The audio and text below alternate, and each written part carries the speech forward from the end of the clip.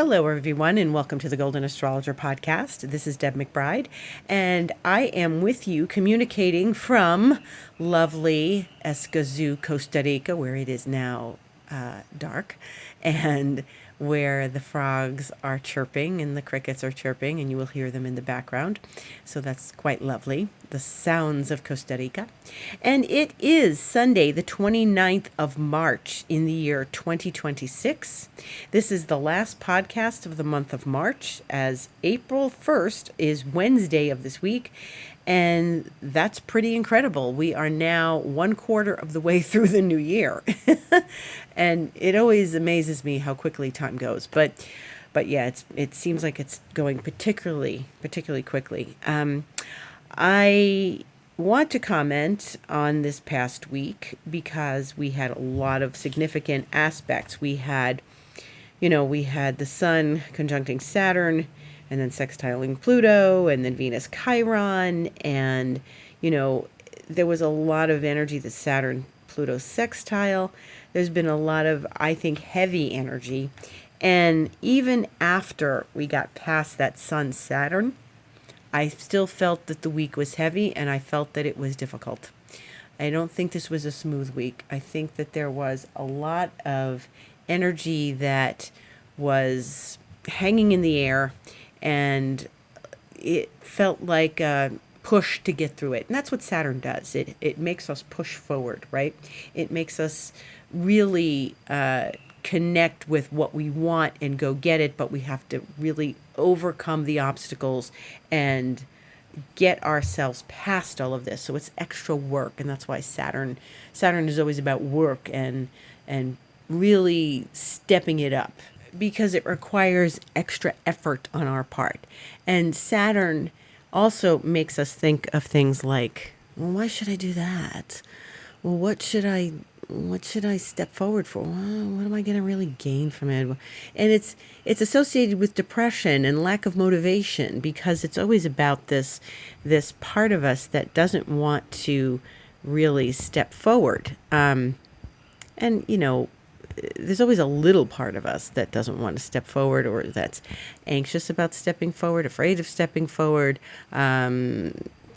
not confident about stepping forward.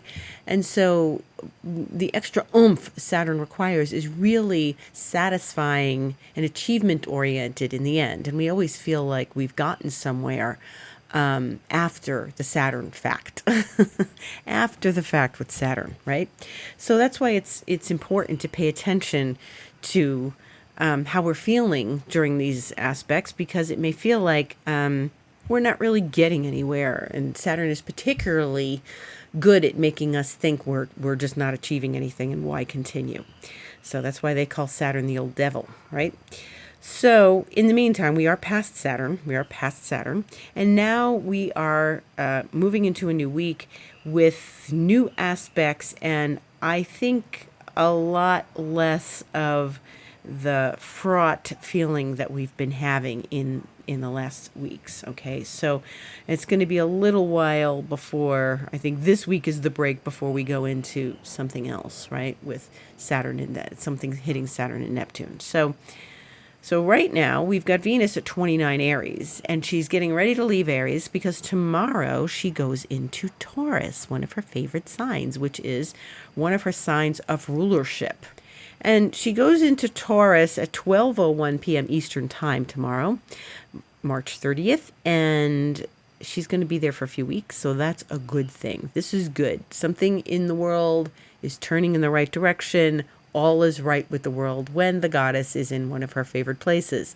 So this means tend your garden, make some comfort food, make some nourishment food, not just spaghetti and mashed potatoes, but make some comforting but nourishing food so that you can continue with your week with resilience and strength. And, Venus and Taurus, yeah, she might want chocolate, but it's okay to have the dark chocolate, okay? But Venus and Taurus really wants to give us, some grounding, some strength, and it's good to take care of ourselves under Venus and Taurus because it's like nurturance. Taurus is a very nurturing sign. So nicely with Venus and Taurus, we have Jupiter in Cancer. All is right in the world. These are good things, and they are going to support us in these days ahead. Venus is finishing with Chiron. She's moved away from Chiron, and the Sun has moved away from Saturn, and Saturn is moving away from Neptune. So we're seeing progress astrologically, and this is what we need right now. We need some stability, we need some progress, we need to feel like we're all going somewhere that's important for each of us, and that we can actually feel like we are achieving something in our lives, right? So moving right along, we have Mercury still in Pisces, and Mercury is going to be in its shadow for a little while yet. So if you notice that things aren't really progressing, and I actually feel that things have been a little bit still sticky, not information friendly, in these last few days. Even though Mercury's been direct for over a week, I feel like there's still information that's getting lost in translation somehow. And, Mercury's in Pisces. Mercury is still close to the North Node, but it moved off that 8-degree point, and that felt like progress as well. So, it's interesting because Mercury is in a sign it doesn't particularly love because it rules Virgo, the opposite sign, and it wants to be in Virgo. And so we're feeling not only that Mercury is not out of its shadow yet, but Mercury is in the place where it is known as its debility, and because of the opposition to rulership. And, when Mercury is in debility, it doesn't do us any favors. Communication is still a little wonky. It's still not clear. It's not out of its shadow, and it's not going to be out of its shadow until it reaches 22 degrees Pisces. And that's not going to happen until April 9th, which is not this week. It's next week. And we'll talk more about that on next week's podcast. But I just want to say that that's the day that Mercury comes out of its shadow, and it's the same day that Mars gets out of Pisces and goes into Aries, its own sign. So then at that point, we'll have Mars in its own sign and Venus in its own sign and the Sun exalted. And now really, with Jupiter exalted, we're moving into some better time. It's not perfect, obviously, but it's a better time. And this is going to give us some real movement, excitement, clarity. And I really think once we get past April 9th, we're going to have some clarity with Mars in its own sign in Aries and Mercury out of Pisces where it doesn't want to be. And both of them are the last stragglers to stay in Pisces. Everything else has moved on to Aries, and now Venus is going into Taurus. And this is good. This means things are moving. Venus is going into her rulership, and we've got, Mars and Mercury eventually are going to fall into that Neptune-Saturn wedge.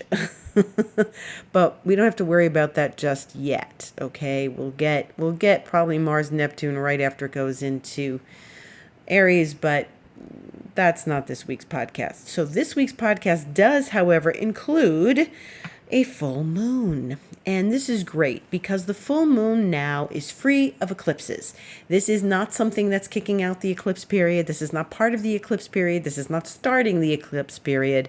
It is free, a free agent away from the eclipses. Okay, so this full moon happens on Wednesday, and this is going to be at 10:12 p.m. Eastern time, so you can see the full moon, and it's already out in the sky very brightly. It's a pink moon, maybe because it's in Libra. How sweet for Libra, a pink moon, but it's going to be at 12 degrees Libra, 21 minutes. It is going to make a lot of aspects that day as it passes through Libra. It's going to go into Libra on Tuesday, the 31st. And then on Wednesday, it's going to be opposite Neptune, trining Pluto, opposite Saturn. It's going to hit all the planets on its way through Libra. Now, of course, because things are clustered in Aries, it's going to oppose them, Neptune, Saturn. And that's all going to be in the early part of the day on Wednesday, okay? So it's going to be opposite Neptune 3 a.m. and then opposite Saturn 9:25 a.m. This is all Eastern time. And in the between 8:41 a.m. it will trine Pluto, which is nice because this is all nicey air energy, right? So it's good for communication. It's, Libra's always good for design, for art, for aesthetic, for beauty, for, interior design, architecture, all those good things. So really it's important to just notice what happens for you that day. And if you're sleeping at those hours, if wherever you are in the world, maybe, what kind of the quality of sleep you have, how you feel with Neptune and Saturn getting triggered by what is about to become a full moon. So it isn't just the moons in Libra doing this opposite them, which it's obviously doing anyway, and it's going to continue to do that this year and next year and whatever. But, the bigger important thing is that it's triggering these things that are still very close together, and the moon is becoming full. Okay, so it's full, it's doing its thing, tapping into that Saturn-Neptune energy. So obviously, anytime one of the planets is going to tap into Saturn-Neptune, we're going to hear more stories about, the wars, the events, the very exhausting state of the world, the way things are right now that are a bit of a mess and quite a mess in the world. It's gonna keep coming up when you notice things like Moon in Libra tapping the Saturn Neptune. Once the moon goes into Capricorn, next week it'll do the same thing. It'll tap into the Saturn Neptune. But this is the once in a time in the year, the annual event where we have the moon in Libra. And it's happening at a time when we are sort of working through a lot of stuff, and Libra wants peace. Libra wants peace at any price. And so having a full moon in Libra, there's, we can hope and we could go pray for peace and pray for some sort of, resolution to these conflicts in the world. But, they are showing us the other side of it in this dynamic right now. So we're looking at war and peace, right? And just the sort of the dynamics of that. And that's what the theme of this full moon is, because really the full moon, it always happens when the moon is opposite where the sun is, and the sun is in Aries, and the sun is in the sign of the warrior, ruled by Mars. And so this, even though the full moon is ruled by Venus, and this is another dynamic here, because we've got the rulers of the moon and the sun are Venus and Mars, and Venus will have stepped into one of her happy signs, so that's a good thing. So there's a stronger association with Venus and Libra and peace, and Taurus and a grounded feeling and security.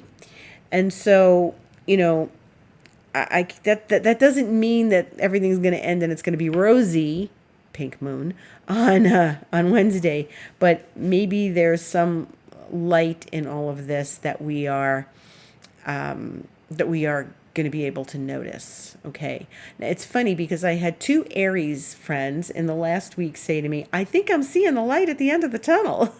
And it's really individual to their lives and their projects that they're working on. One's working on an art presentation project, and another person is working on a personal home project. And both of them are saying they see the light at the end of the tunnel. So they're probably feeling a little bit of the loosening up of, some energies, like maybe they're making progress as a result of, Saturn's pressure, things move, the sun moving past Saturn and moving past Neptune. Remember, the vitality of life is the sun and our very life force. And, when it gets past Saturn, it's like, whew, I'm glad that's over. And both of them said this to me after the sun passed Saturn. So I think that there's some real some real vitality coming back to people. And I think Aries is a sign of vitality. And I think it's really important, like, that we start moving into Aries more, so that we can really regain our vitality, because it's been exhausting. It's been exhausting. The eclipses were exhausting. You know, the Saturn Neptune at the same time was the Mercury retrograde as the eclipses, exhausting. And so now we're in recovery. This is recovery. I'm looking forward to Venus in Taurus. Do something nice for yourself. Go do something soothing and grounding. And even if it means go make yourself a nice cup of tea or hot chocolate, you know, cacao, that could be really grounding. Okay. I have this mushroom mocha milk from Anima Mundi Herbals, and they're a really wonderful herbal company. I don't work for them. I don't represent them. I'm not an affiliate, but but they make this mushroom mocha milk, and it's a powder, and it's got creamed coconut powder and adaptogenic mushrooms and heirloom cacao, and it's delicious. And you can put it in your smoothie. I put it in my coffee sometimes, in my smoothie, and different things.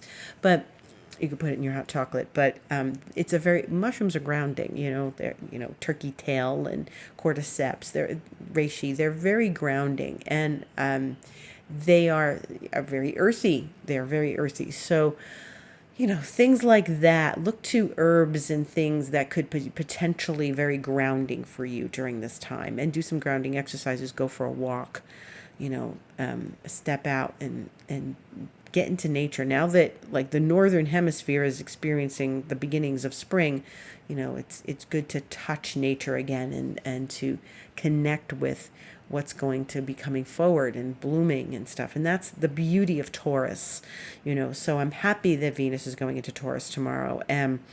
It's really going to be like, that'll be 10:01 a.m. my time, and that's like a nice way to spend, you know, the latter half of the morning, latter part of the morning. It's not the half, but the part of the morning. So just sort of moving into that new sign and that feeling of grounded energy. Now, Venus in Taurus, she's in a fixed sign, right? And she's going to rule this full moon. So yes, it's good. She's ruling it from a place of rulership. So excellent. So this is a Venusian week. And so what do we know about the fixed signs right now? Pluto is in early degrees Aquarius, right? And it's at 5 degrees Aquarius, and Venus is going to get there by Friday, the 3rd, which is Good Friday, if you celebrate Easter. And so this is going to be something interesting on Friday, because Venus is now going to square Pluto, and that's at 6:38 p.m. Eastern Time. And this is the first time that Venus will make a challenge to Pluto this year, because before she made a conjunction, which isn't exactly a challenge, but it's a blending of energy. But now she's challenging Pluto. She's in her sign, and she's talking to Pluto in a very challenging way from her own place of power, from her seat of power, the seat of the goddess. And she is talking to Pluto. And it's going to be very interesting, because, you know, there's this dynamic that day where the moon will also be squaring Pluto. Now, what's going to happen in the evening Eastern Time is the moon is going to be in Scorpio. It's going to go in at 8:11 a.m. on Friday. Moon's in Scorpio. That's Pluto's sign, right? So this is a very interesting duel of the goddesses, okay? Venus is already in Taurus, and so therefore Moon is going to oppose Venus at 6:26 p.m., right? So Moon's going to oppose Venus. And that's a challenge right there. So one goddess opposing the other goddess. Okay, Moon is not in her best place. She doesn't like to be in Scorpio. And so after she does her nice full moon thing and she's agreeing with Venus, she's going into Scorpio, and she's not agreeing with Venus. And neither one of them like to be in Scorpio. Okay, so now it's Moon in Scorpio opposite Venus in Taurus, 6:26 p.m. And then Moon is going to square Pluto 6:27 p.m., 1 minute later. And 11 minutes later, Venus is going to square Pluto. So this is a whole duality with goddesses and Pluto. And to me, this is all the Persephone myth. Now, we know the Persephone myth, right? So Persephone was brought into the underworld by Pluto against her will because she was walking with her mother, gathering flowers, her mother Demeter, the goddess of agriculture, and she is not happy in the underworld until she eats a few pomegranate seeds, and then she accepts her position as queen of the underworld, as goddess of the underworld. And even though her mother is mourning her on the earth in the upper world and walking around the earth as, where is my daughter? What happened to her? I turned around and she was gone. And this is all because, Aphrodite played a little trick and, zapped Pluto with some energy so that her boy Cupid shot an arrow at him and made him fall for Persephone. So he brought her to the underworld, and they started a life there together. They were cohabitating, they were redecorating, they were calling in the interior designers from the underworld. And what's happening is, we're getting a taste of that myth right now. A young girl going into the underworld, and then by the time Demeter learned from the sun, Helios, that her daughter was in the underworld, she sent Mercury down there because Mercury can navigate both worlds without getting scathed. And Mercury was brokering a deal for, as Mercury does, to bring Persephone back up to the upper world.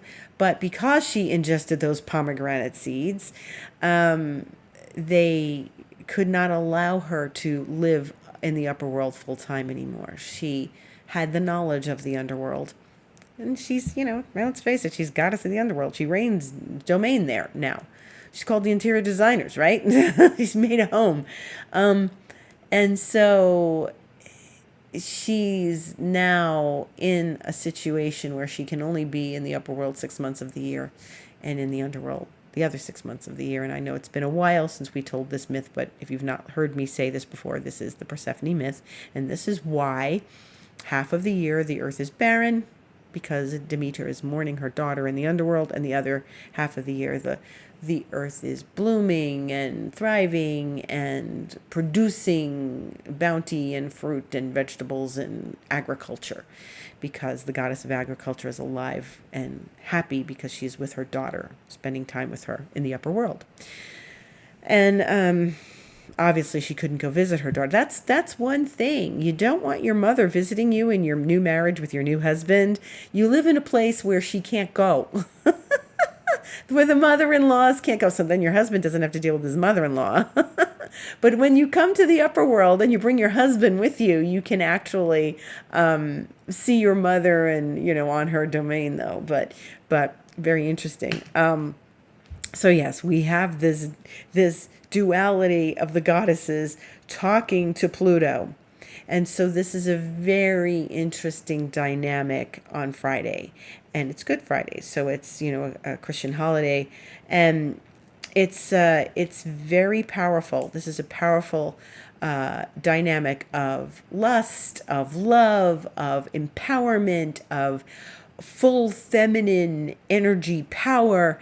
And so this is a kind of a theme this week, because as Venus steps into her domain tomorrow, then she's, ruling the full moon. Then she goes and greets the moon with Pluto. This is a Venus week. This is about relationships. This is about money. This is about our personal affairs. This is about our emotions. Definitely about our emotions and our partnerships and who we choose to have in our lives, and just feeling that goddess energy being. And you could be this way if you're a guy too. Doesn't mean you're excluded. Venus is in everybody's chart. So is the moon. So we acknowledge and be present with our the feminine polarity and what our needs are, what our emotions are telling us, what we desire. Venus is about what we desire, right? So we have to feel into these things that are coming for us. And Pluto is, can be about a power trip. It could be about empowering oneself, feeling unempowered, and then feeling empowered once we sort of connect with our sense of depth of power. And this is really important. So with Venus and Pluto and the moon and Pluto all within a few minutes of each other, Friday evening in this region of the world, well, really in the eastern seaboard, the East Coast, that's going to be a very interesting dynamic on a Friday night, right?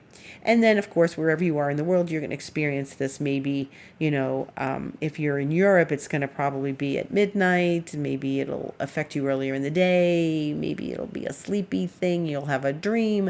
If you're in Australia, a different time, it'll be Saturday. Here it'll be the afternoon.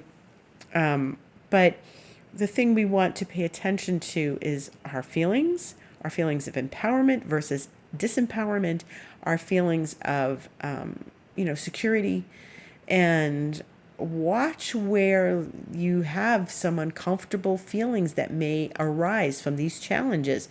This is not all sunny. The moon is going to trine Pluto, like I said, before it becomes full. So it's having a nice relationship with Pluto on Wednesday. And then by Friday, it's in a challenge to Pluto along with Venus. So stuff's going to come up. Stuff is going to come up. So journal about it, connect to it, be with it. Just allow it and say, okay, that's part of me too. This is part of me too. We are all allowed to have our emotions and our deep emotions and our powerful emotions. And, it may bring up something from your past. And if you are a Venus, Pluto, Moon person, such as I am, and you have a dynamic like that, such as I do, then you can be sure that this is going to ring chimes for you. So, yeah. And I'll be back next Sunday to report to you about that, what it feels like. In the meantime, also that day, Mercury is going to trine Jupiter, which it's already done. Remember, I told you there was going to be a story with Mercury and Jupiter because Mercury was going to trine Jupiter in Cancer, go backwards, trine Jupiter again, and then come forwards and trine Jupiter again. And that's where it is now. It's trining Jupiter. It's moving still pretty slowly, but it will make that trine on Friday. So that's going to make communication a little easier, okay? So if you are in a kerfuffle emotionally with someone, a partner or something, you can have a reasonable conversation with people. As Mercury makes a very good relationship to Jupiter, it's open.